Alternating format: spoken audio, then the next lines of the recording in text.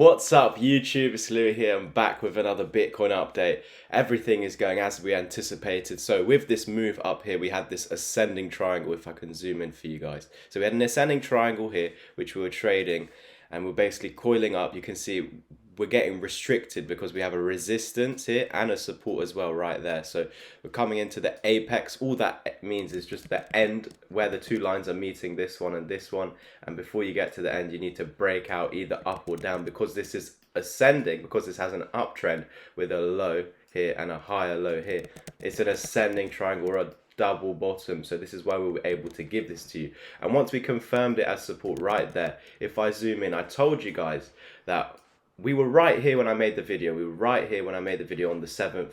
And I said that right there, that red candle is a bullish hammer. That is respecting previous resistance as support. This means we should expect a pump to at least our technical target in around 21.3k.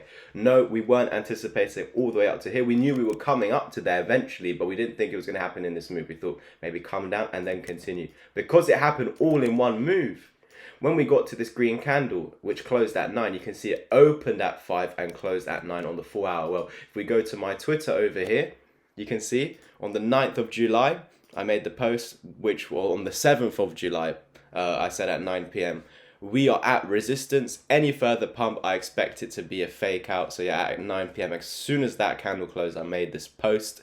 And then I said, hopefully now Bitcoin can come back to this previous golden pocket to confirm it as support. And if you remember the other day, I explained why do we need to come to this. So basically, we have our low over here. We have a high over here. We have a higher low. We have a higher high. We have a higher low. We have a higher high.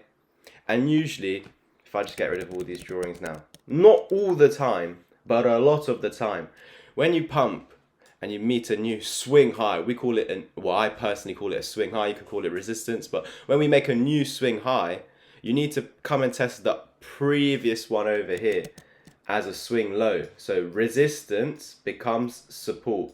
If you lose this swing high as a swing low, you come to the previous one. So if we ever lose this, expect a dump, because you can see here when we came up into it, we hit resistance and dumped to there. So if we ever lose this, we dump to there.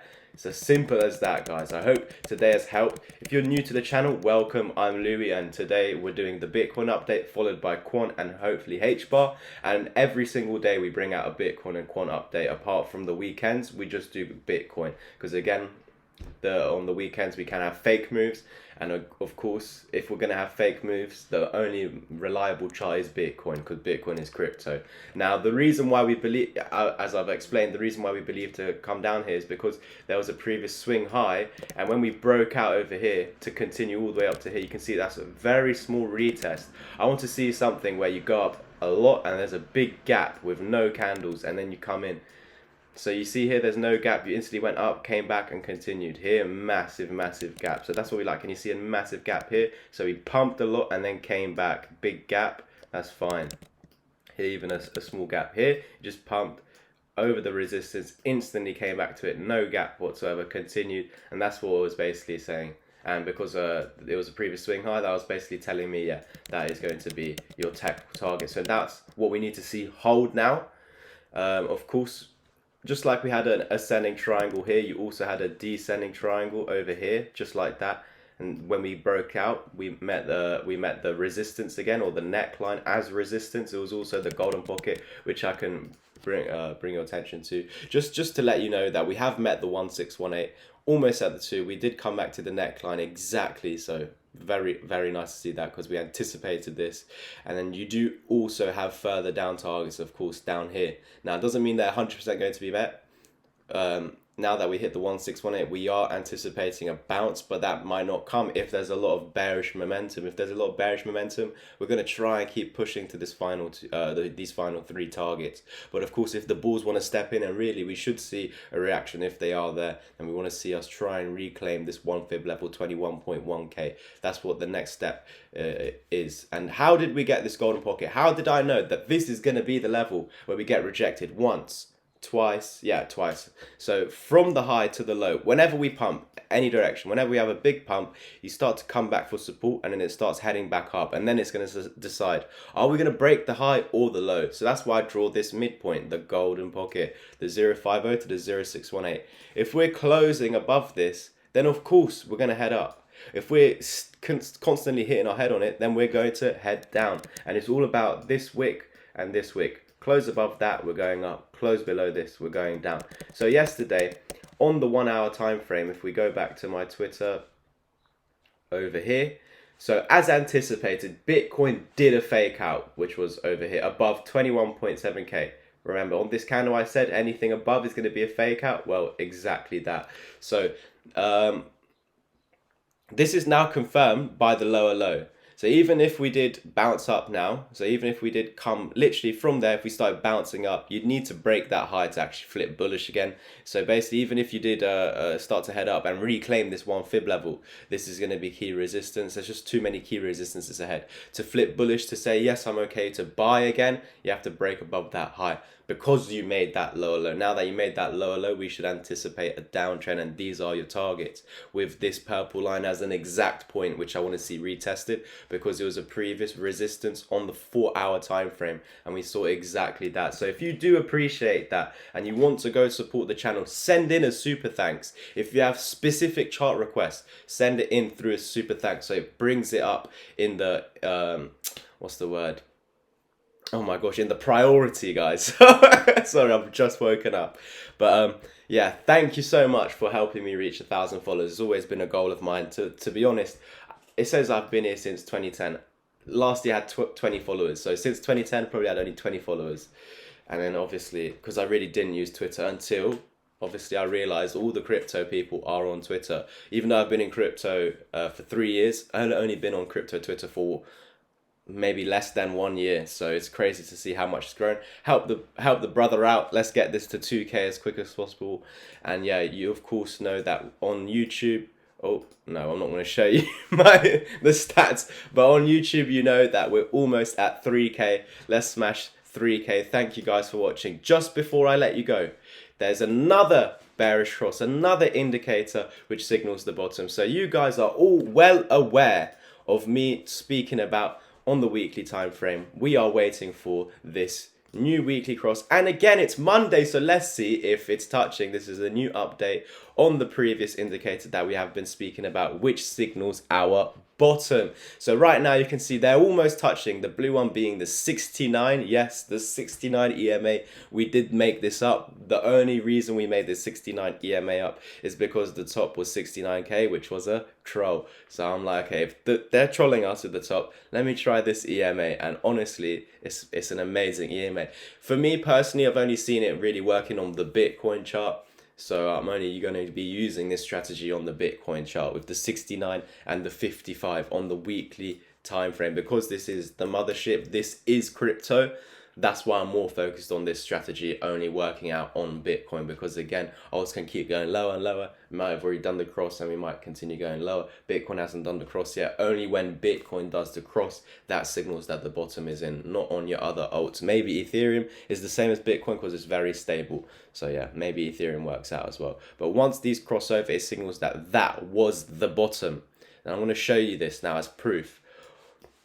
Once they cross over, it signals that that over here was the bottom, because when you crossed over, that was your higher low. Can you see when it actually started touching, you were there, and when it actually crossed over, the higher low had already formed. So yeah, the bottom was already in. Now if we go to the previous bear market over here, the final one, the final example, you can see over here that we crossed over here and we had our low. So what I wanted to show you in the monthly time frame is an EMA strategy we've always had, but I don't know why I wasn't checking it on the monthly. So we already know that we have the 12 and the 20. Very common EMA. Well, actually, the 12 is not so common. People use the 10. I just personally prefer the 12 EMA. Go play with both. See which one you prefer. But over time, over the 3 years, I worked out that I much prefer the 12 EMA rather than the 10 EMA. Go check it out in your own charts. So when this crossed over, or when they started touching, even before the crossover, when they started touching, the bottom was already in. when they started touching, the bottom was already in. Not even the crossover. The crossover was way after, maybe even 3 months, 2 months after. So as soon as they started touching, the bottom was already in the month or 2 months before. As soon as they started touching, the bottom was in. So we've got 20 days left. So of course it's going to take 20 days to finish this. But once this month ends, once this candle closes, then we're going to have much more confidence in saying, yes, they're so close to crossing over now, or touching at least, because they're not just touching yet, but they're so close to, and that's all we're waiting for. And you can see, to actually cross over, it's going to take some months, as we are on the monthly time frame. So what did I tell you guys? How long is it going to take to get out of this dip? It is going to take, once we bottom, 6 months. And the reason why I kept on telling you guys this is because over here it took 6 months to get out of this, and this was the longest time to actually recover from a bottom. If we're looking at the previous markets, well, that might be wrong. Obviously it might be longer here, June, yeah, 8 months down there, here's 6 months. The reason why I was saying 6 months here is because this was under the 200 EMA, while this was actually above the 200 EMA. So the reason why I'm saying the bottom is going to take 6 months to get out of is because over here we actually went under the 200 EMA and spent 6 months under it. So we went under in November and got out in April. So it's the same here. This time we actually did go under. Unlike this time, yes, we did spend 8 months here in the bottom. So you could technically say we're going to spend 6 to 8 months here, at most 8 months. However, over here you weren't under the 200 EMA. Here you were on the weekly time frame under the 200 weekly EMA, and here it did take 6 months, and this time here you are actually under the 200 weekly EMA. So this is why potentially it could take up to 6 months. And you can see, if you remember from my videos last week, we were saying although there's a double bottom on the daily, it's most likely going to become a much larger double bottom on the weekly, exactly as I said over here. If you remember, if you're back on the channel back in January, December, I said as soon as we drop down to here and we printed that green candle, that we're going to form some sort of double bottom on the weekly. And yes, at that time I really did think that we could get out of here. I did say the bear market was confirmed as soon as you lost this low, but there was a glimmer of hope once we did reclaim this level, because you were above the bear market level, but unfortunately you failed to hold it as support. That's all you needed to do, hold it as support. Two things could have actually avoided this, and I want to share this to you before we leave. But I just want to bring attention to the fact that we're trying to get to 3K as quick as possible, guys. It takes 1 minute, please. 1 minute, just not even 1 minute, it takes half a second just to like the video. So let's try and get this video to 100 likes. We smashed past 75 like it was butter in the first few hours of yesterday's Bitcoin update. So let's get this video to 100 likes. Let's get to 3K subs before the end of this month. My goal is honestly to get to about 5 to 7K before the end of the year. Yeah, I might be pushing it, but let's try as best as we can. If you enjoy the content, leave a comment as well to let me know that you have found value in these videos. Now, just to finish off, I want to show you 2 reasons how we could have avoided this whole final capitulation. Well, you see here, when I called this bear market, it was because we lost this 39K low. And why are people, and I bet there's people out there asking or saying, Louis, how is it the bear market when you haven't lost this low? So for me personally, as I've explained previously, and if you're new to the channel, you wouldn't have heard this yet, but for me, we don't even say bear market or bull market. We just say uptrend and downtrend. The reason is because bear market and bull market is just too confusing, because you have your bear market on the 1 minute time frame, which is just a downtrend. You have your bear market on the 1 hour time frame, which is just a downtrend on the 1 hour. So you see how it's already getting confusing. I could say bear market here. I could say bear market here, because when we were on the 1 hour, this was here for 1, 2, 3, 4 weeks. 4 weeks are down. So on the 1 hour, that would have been a bear market on the 1 hour, because you've been going down for 4 weeks straight, a downtrend that lasted 4 weeks. So on the smaller time frames, that would have been a bear market. So this is why, in my opinion, I hate using those terms, because it's only there to confuse you. So me personally, I said the bear market began here, because I know the meaning bear market is nonsense. It just means downtrend. So I realized that the downtrend began right here when we lost 39K, when we put in this lower low, because that is what a downtrend is, guys.